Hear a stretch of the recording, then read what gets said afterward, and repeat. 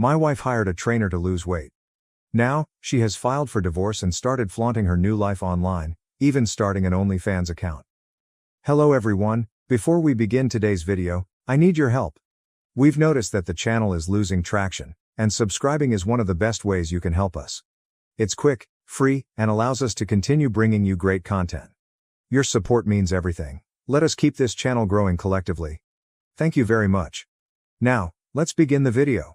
What's up everybody? It's Dave here. Buckle up, because my life recently became a whirlwind. I'm 34, a typical warehouse manager living in Columbus. My life was not glamorous, but it was consistent. I had an excellent career, a great home, and was married to Carla. We had been dating for 5 years, married for 3, and I believed we had a good thing going. Sure, we weren't the romantic pair from TV, but we made it work. Bills were paid, we had date evenings, and the occasional disagreement was simply typical married stuff, or so I thought. Carla decided to embark on a major fitness adventure approximately 6 months ago. It came out of nowhere, but I was already on board. She joined an elite gym downtown that resembled more of a spa than a gym. She hired a personal trainer, Justin, and soon began discussing meal prep, macros, and detox programs. I did not mind. In fact, I encouraged her. Everyone should feel good about themselves, right? Plus, I believed it was simply a phase, similar to her brief knitting passion or her interest in tarot cards. At first, I even pitched in to assist her. I began taking on more of the housework, such as dishes, clothes, and groceries, so she could devote more time to her workouts. I figured that was a way to show her I cared. However, things began to change gradually, and not in a positive way. Carla's ego grew in proportion to her loss of weight. She got fascinated with her reflection, spending hours in front of the mirror perfecting her gym attire or photographing the perfect progress shot for Instagram. She wasn't doing it just for herself. She wanted an audience.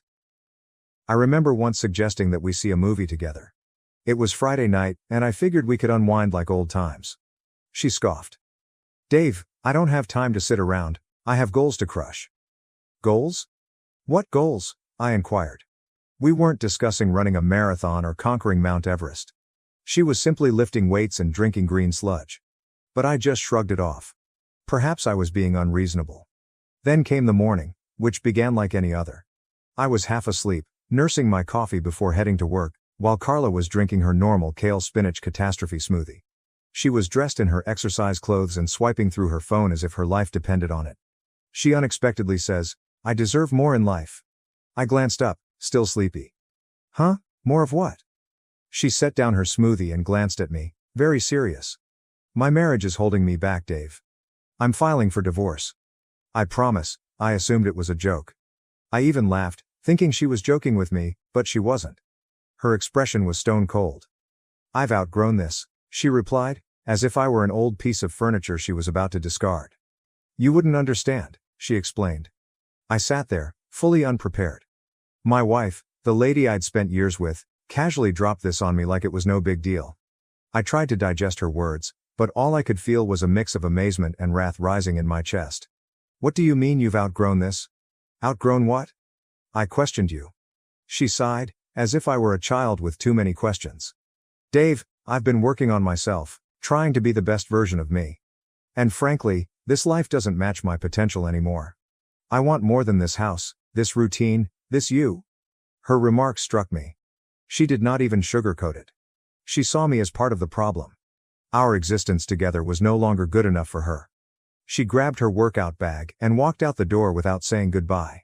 I sat there, staring at the half-empty glass of green sludge she'd left behind, wondering what the heck had happened. The day at work was a blur. I went through the motions, but my thoughts were focused on Carla. Was this real? Was she really abandoning me? We had had disputes previously, but divorce? It was so sudden and premeditated, and the way she said it, as if she'd been practicing this speech for weeks, made it plain she'd already made up her mind. Over the next few days, the flaws in our marriage became more clear. She hardly spoke to me unless it was to divide the house or set up mediation. She began staying out late, claiming she was at the gym or with friends. Her phone was glued to her hand, and her Instagram was flooded with selfies and messages like, "New chapter, who this?" and "Living my best life." Each post was a punch in the face, a reminder that she'd already moved on mentally, even though the paperwork hadn't been signed. One night, while looking through my own social media, I saw she had deleted every photograph of us, wedding photos and anniversary messages. It was as if I had been removed from her life totally. Meanwhile, her new photos were flooded with likes and comments from people praising her. "You're glowing. Such an inspiration." It made me sick. None of these individuals realized who Carla really was or what she was putting me through. Another night, I overheard her on the phone as I was preparing for work. She was in the kitchen, speaking to someone in that phony, syrupy tone she used when she wanted something. "Yeah, I just feel so free now," she explained. "I'm finally doing what makes me happy." She paused and giggled. He doesn't even get it. He's stuck in the past. That was when it hit me.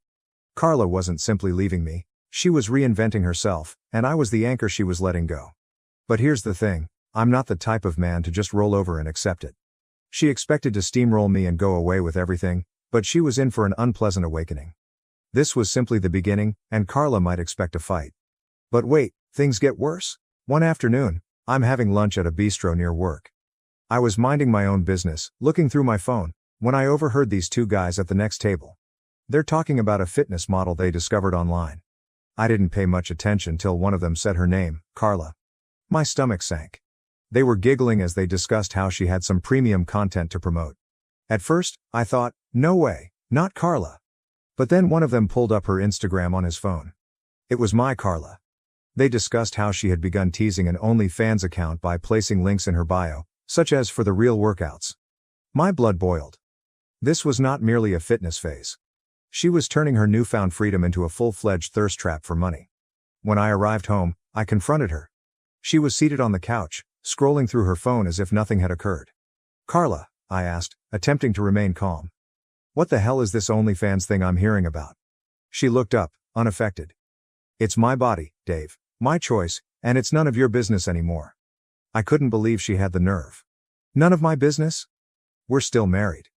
You're out here selling yourself on the internet while I'm trying to hold our lives together." She rolled her eyes, as if I were some ancient relic who didn't get it. "I'm not selling myself, it's content creation. Plenty of people do it. Besides, it's not like you're paying my bills anymore." That's when it struck me. Carla wanted more than just a divorce. She wanted a new life. A life in which she was the star, the main character, and I was simply an extra she had written off. She was neither embarrassed nor remorseful. If anything, she felt proud, as if she had finally discovered her real calling as an internet spectacle. Her actions continued to grow over the next few weeks. She began dressing as if she were auditioning for a reality show, with tight clothes, sky-high heels, and makeup applied like icing. Every time she walked out the door, she appeared to be heading to a red carpet event rather than the grocery store. The titles got worse. "Living My Truth, No More Holding Back." And the one that made me want to toss my phone, "She's not a wife anymore, she's a force of nature." The arrogance. While Carla was out playing superstar, I was left to deal with the consequences, lawyers, paperwork, and so on. Carla, however, was not as untouchable as she had believed. My lawyer, Steve, an absolute gem, had been doing some investigation. It turns out she has been seeing a gold digger, but with a gym membership. I believe you can guess who I'm talking about. Stay tuned, everyone. Things are going to become messy. I will provide an update as soon as possible. Update 1, what's up again, Reddit? It's Dave, your favorite soon-to-be divorced dude, and I have a front row seat to my ex's drama-fueled glow-up disaster. If you've been following along, you know that my wife, Carla, decided she was too good for this life, abandoned me, and has been parading around town like a fitness celebrity. But first, let's talk about Justin, the man who has been fueling this entire catastrophe. Yes, her personal trainer. Really unique, right? The moment I heard his name, I realized it wasn't simply another trainer-client connection. Justin was the type of guy you'd expect to see on a reality dating show. Shredded, spray-tanned, and about the size of a puddle. He was all charisma, biceps, and smirks, as if he had wandered out of a horrible rom-com. Carla was very open about their relationship. One day, she strode into the home after her workout, virtually glowing. "Justin says I'm the strongest I've ever been," she boasted, without looking at me. "Yeah, Carla. I'm sure Justin also told you he's never trained anyone like you before, because that's his script." A few weeks later, she stopped pretending it was just an exercise. She began mentioning his name in everyday conversations. "Justin's taking me to this new vegan restaurant, and Justin said this protein powder is life-changing." Meanwhile, I'm standing there like, do I look concerned? Carla wasn't simply dropping names. She was parading him as if he were the prize. Word spread quickly. Friends began contacting me with sightings of Carla and Justin throughout town. They were holding hands, laughing, and behaving like the Instagram couple of the year. Carla did not even bother to hide it. She came home one night, as brash as ever, and said, "Just so you know, Justin and I are dating now. I think it's time you accepted that." "Oh, I accepted it, all right," I said. Accepted that my wife had turned into a full-blown caricature of entitlement. She'd already psychologically divorced me, so what did it matter if she added a public affair to her resume? The more I discovered about Justin, the hotter my blood became. He wasn't your typical gym bro. This individual had a past. My lawyer, Steve, who deserves a freaking medal at this point, did some research and discovered that Justin had pulled this stunt previously, twice actually. He had a pattern. Find a married woman, shower her with compliments and affirmation, and then urge her to leave her spouse. When the dust settled and the money stopped coming, he'd disappear like Houdini. Justin was a professional home wrecker. It was not love, it was a hustle. He pumped these ladies up, made them believe they were invincible, and rode their wave until it was no longer convenient. And Carla? She was the ideal mark. She sought attention and approval, just like a fish craves water. Justin had her wrapped around his finger, and she didn't realize it. The worst part was his smug attitude about it. I heard from mutual acquaintances that Justin was already discussing their major plans. He reportedly told someone, "Once the divorce is finalized, Carla and I are going to build an empire." Empire? Dude, you are a trainer, not a tech mogul. But, certainly, dream big. Justin was banking not just on Carla's money, but also on mine. Carla demanded half of my funds, spousal support, and even tried to take the house. She imagined she could stroll into court, play the victim, and walk out with a golden ticket to her and Justin's new life. Little did she know, my lawyer had receipts, and I wasn't going to give up. Let me paint a picture of Carla and Justin as a couple. Imagine a guy who only owns tank shirts standing next to a lady who suddenly believes she is a Kardashian. They were all over social media, posing in front of nice cars, not their own, and tagging themselves at costly restaurants. I'm guessing Carla was paying the tab. It was as if they were screaming, "Look at us, we're winning." But anyone with half a brain could tell they were overcompensating. Their partnership was not without flaws, however. Justin's over-the-top personality began to conflict with Carla's developing diva mentality. One night, I heard Mom on the phone in the kitchen, shouting with someone. "I don't care what your exes said about you, Justin. You're with me now, and I deserve better than your baggage." I didn't catch the rest, but it was enough to convince me that their little fantasy wasn't as flawless as they wanted everyone to believe. As much as it irritated me, there was something strangely fulfilling about seeing Carla go all in on Justin. She'd put everything on this guy, believing he was the key to a better life, and it was only a matter of time before the house of cards collapsed. My lawyer and I were making certain of that. Carla's confidence dipped after mediation. She entered the room acting like Beyoncé and exited looking like a deer in headlights. It was beautiful. Justin, her ever-loyal hype guy, did not even attempt to console her. He simply sulked behind her, scrolling through his phone. That was my first indication that their small empire was not as strong as Carla had led everyone to believe. But let's go back a little bit. Mediation was not only a setback for Carla, it was a calamity. She expected to come in, cry a little, and go with the house, half my savings, and spousal support. Carla's counsel portrayed her as an underappreciated wife who gave up all for my mediocre goals. Do you have mediocre dreams? I'd been working my ass off at this warehouse job for years. Steve, my lawyer, was prepared. He provided spreadsheets, screenshots, and even credit card stubs to back up my claims. Carla had been depleting our joint account for months before she filed for divorce. We're talking luxury spa days, expensive outfits, and $200 dinners while I'm eating leftovers and attempting to find out what went wrong. Steve made sure the court saw every dime she squandered. Then came Justin's skeletons. His previous romances, his habit of sweet-talking married women, and how he always bailed when the money didn't flow as planned. What about the cherry on top? Steve discovered messages from one of Justin's exes urging Carla to be cautious. Of course, Carla refused to listen. She felt she was unique. Justin's smirk was also gone. In fact, he appeared uneasy. He probably saw his little scheme was crumbling in real time. Carla attempted to defend him, stating, "Justin isn't like that anymore." However, the evidence was stacked against them. The judge didn't buy their act. By the end of the session, it was evident Carla wasn't going to walk away with the riches she expected. Justin? He appeared to be already plotting his exit route. Carla began acting out after the mediation session. She wasn't as arrogant anymore. She continued to post uplifting rubbish on Instagram, but the captions became frantic. Instead of living my best life, Carla said things like, "Growth isn't always easy, but it's worth it. Keep reminding yourself of this." Justin, on the other hand, revealed his true colors. He was still present, but not in the way Carla described. He began skipping their public appearances, no more hand-holding at posh restaurants or couple goals gym photos. Word spread that he was already flirting with one of his other clients, a younger woman who did not come with Carla's baggage. Typical. Carla was late getting home one night. I was still living in the house with her at the time, as I couldn't legally kick her out. She stumbled in, looking completely exhausted. I didn't say anything, I simply sat there on the couch, observing her. She placed her fancy bag on the counter and sighed dramatically, as if she wanted me to ask what was wrong. But I was not playing that game. I just went inside my room. Carla tried to act normal the next morning. She went around the kitchen preparing one of her kale smoothies, but her typical smugness had vanished. "Justin's been busy with his clients," she announced unexpectedly. I did not respond. I knew she wanted me to bite and ask about him, but I wasn't giving her what she wanted. A week later, the real drama began. Steve called me. Carla apparently filed some last-minute paperwork in an attempt to claim additional assets. She demanded emotional compensation for the stress I had given her during our marriage. Yes, you read it correctly. Carla believed she might acquire more money by blaming me for her midlife crisis. I couldn't believe their arrogance. Steve, being the legend that he is, was already ready for this crap. He filed a countersuit, demonstrating how Carla had depleted our funds and emotionally manipulated the situation to her advantage. He even used her Instagram posts as evidence.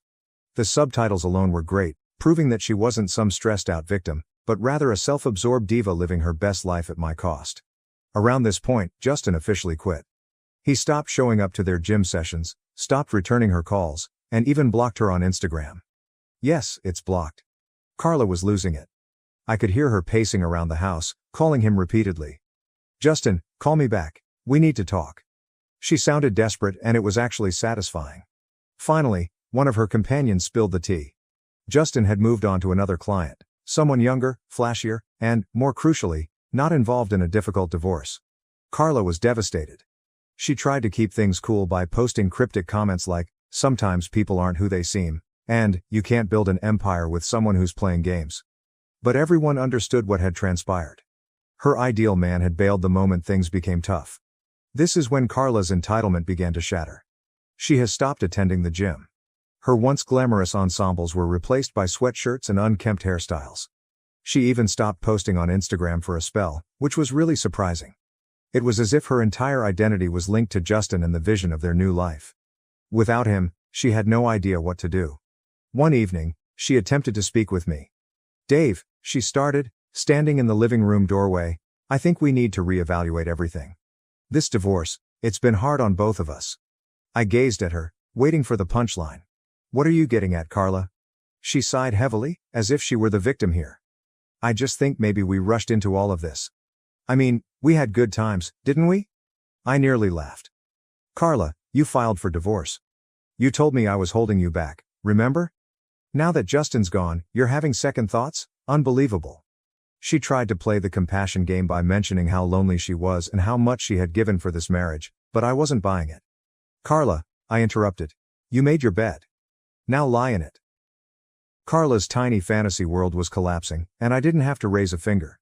Karma was doing all of the work. That's all for now, Reddit. I'll keep you posted after the final court ruling, and trust me, you won't want to miss it. Update 2. Hey, Reddit. Dave is back. You've stayed with me this long, so prepare for the grand slam of this whole disaster. If you've been following along, Carla, my ex-wife, believed she could go to court, take everything, and begin her new life with Justin, her personal trainer. But karma came calling, and we're now in the home stretch. Let me explain how the courtroom drama unfolded and why Carla probably wishes she hadn't gone in there. Court day eventually arrived. Carla stepped in, but not with the usual diva strut I'd come to expect. No fancy blazer, no cocky grin, just her and her lawyer, marching into detention with the confidence of 2 children. She must have realized things weren't going to go her way. The energy was off, and I honestly enjoyed every moment of it. On the other side, I was with my lawyer, Steve. He arrived prepared, carrying a thick binder that could have served as a doorstop. I was not nervous at this time. I had nothing to lose. Carla had already thrown all of her punches, and I was still standing. Today was about ensuring that I not only survived, but also won. Carla's lawyer began by presenting her emotional compensation claim, which I mentioned earlier, portraying a picture of Carla as a patient wife who had been emotionally exhausted by my lack of support for her personal development. Apparently, my failure to support her fitness journey, also known as her affair with Justin, was a sort of neglect. Steve, my lawyer, let her lawyer speak for a long, enabling them to dig their own hole. Then it was our turn. Steve began by meticulously demolishing their argument. He demonstrated that I had not only supported Carla, but had gone above and above on her so-called fitness journey. He provided evidence that I had taken over home tasks, modified my work schedule, and even pushed her to pursue her ambitions. He read aloud text conversations in which I offered to make her healthy meals, encouraged her gym sessions, and even suggested we join couples fitness classes to deepen our bond. Then Steve dropped the bombshell. Carla's emotional compensation claim was not only unfounded, it was a clear attempt to conceal her own emotional carelessness. He showed emails and texts in which Carla openly mocked me to her friends, calling me dull and dead weight. He also had screenshots of her gushing about Justin and referring to me as her backup plan. The final nail in Carla's coffin came when Steve addressed the financial side of her claim. He showed us our bank statements, revealing how Carla had diverted thousands of dollars from our joint account to fund her lavish lifestyle. Carla's lawyer attempted to argue, but Steve refused to give up. He disclosed the ultimate piece of evidence, Carla's journal entry, which Steve had subpoenaed. Carla had written about her master plan to leave me, get whatever she could out of this marriage, and use the settlement money to start a new life with Justin. When the judge read that, his expression was one of complete amazement. The courtroom was dead silent as the judge flipped through the documents, his stern look becoming more intense with each page. Carla sat next to her lawyer, looking agitated, her polished nails nervously pounding on the table. Her confidence, which she had displayed so brazenly during mediation, had vanished into thin air. I sat across from her with my lawyer, Steve, feeling a mixture of expectation and joy. This was it. The moment Carla's tale would crumble. The judge began by considering Carla's emotional compensation claim. Mrs. Patterson, he continued, his voice steady yet forceful. Your request for emotional compensation lacks any substantive evidence. He stopped, allowing the words to sink in before continuing. While emotional anguish is a relevant component in some situations, this court expects concrete and demonstrative evidence. Your claims are based on subjective sentiments rather than facts. He focused his attention on Steve's counter-arguments. He detailed phone conversations, bank accounts, and Instagram posts that depicted a far different picture than Carla and her lawyer had attempted to present. Mr. Patterson, the judge continued, speaking to me for the first time. You've shown a clear and consistent pattern of support for your wife throughout the marriage. The evidence presented indicates no signs of emotional maltreatment. In reality, it indicates the reverse. You went above and beyond to meet her requirements and expectations. Carla's lawyer attempted to interject, but stumbled over an objection that the evidence was taken out of context. The judge silenced him with a raised hand. The context is clear, counselor. Let him move on. The judge next went to the financial element of the issue. He painstakingly examined the evidence Steve had supplied. Mrs. Patterson, the magistrate said in a stern voice, you withdrew over $223,000 from your joint accounts in the period leading up to this divorce filing. These funds were not used for household expenses or shared needs. Instead, they were spent on luxury items, high-end dining, and personal indulgences. The court finds this behavior irresponsible and in direct violation of your marital financial obligations. Carla shivered in her seat, her face flushed deeply crimson.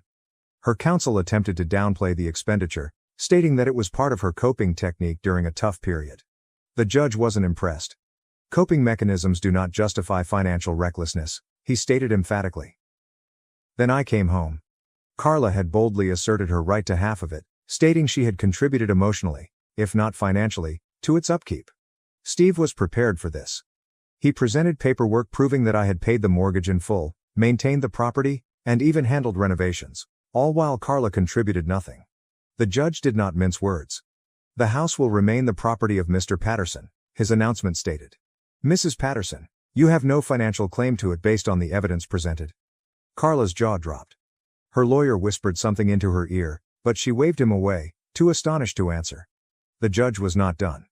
Furthermore, he went on. Due to the unauthorized use of marital funds, Mrs. Patterson is ordered to reimburse Mr. Patterson in the amount of $23,750. You could have heard a pin drop? Carla's lawyer sagged in his chair, clearly defeated. Carla appeared to have lost her breath. Her carefully constructed narrative had fallen spectacularly, leaving her with only the repercussions of her actions. The decision was final, no appeals or loopholes. The judge closed his folder and announced, "This court is adjourned." I relaxed back in my chair, a sense of relief sweeping over me. Justice had been served, and I felt free to breathe for the first time in months. The anxiety in the air as we left the courtroom was apparent. Carla's lawyer was already packing his suitcase and avoiding eye contact with everyone. Carla walked following him, her head lowered. For someone who had entered this process with the confidence of a reality TV star, she suddenly appeared completely defeated. Steve rubbed my back as we walked out. "We did it," he added with a slight smile. I nodded, appreciating his work. He had not only supported me, but also revealed the truth about Carla's manipulating ways. As I left the courthouse, I couldn't help but look back at Carla. She remained standing there, staring blankly at the floor. For a fleeting moment, I felt a twinge of sympathy, but it immediately disappeared. She had caused this pandemonium, and now she had to face the repercussions. Over the next few days, the consequences of the decision became abundantly clear. Carla was told to leave the residence within 30 days, and I made sure to enforce it. She tried to stall, stating she needed more time to organize her affairs, but I wouldn't budge. I informed her that she'd had plenty of time to prepare while she was busy bragging about her affair with Justin. But reluctantly, she packed her belongings and moved out. It was surprisingly pleasant to watch her leave on that final day. She piled her luxury bags into an ancient automobile, which one of her friends had reportedly loaned her, and drove away without saying goodbye. The house, which had before been filled with tension and hostility, felt unexpectedly tranquil. Carla's financial position deteriorated dramatically. She was left to fend for herself because she no longer had access to my income or the marital funds she had been draining. She attempted to sell some of her fancy clothes and handbags, but it was insufficient to repay the sum she owed me. Word spread that she was borrowing money from friends, who were rapidly bored of hearing her sob stories. Justin, however, has completely vanished. He didn't respond to her calls or messages. Carla unexpectedly arrived at the residence one night, roughly 2 weeks after the verdict. I opened the door to see her standing there, her once perfect beauty replaced by unkempt hair and haggard eyes. She looked like she hadn't slept for days. "Dave," she replied gently, her voice cracking. "Can we talk?" I stepped outside and closed the door behind me. "What do you want, Carla?" I inquired. She hesitated and wrung her hands. I wanted to say I'm sorry for everything. I made mistakes, big ones. I let Justin manipulate me.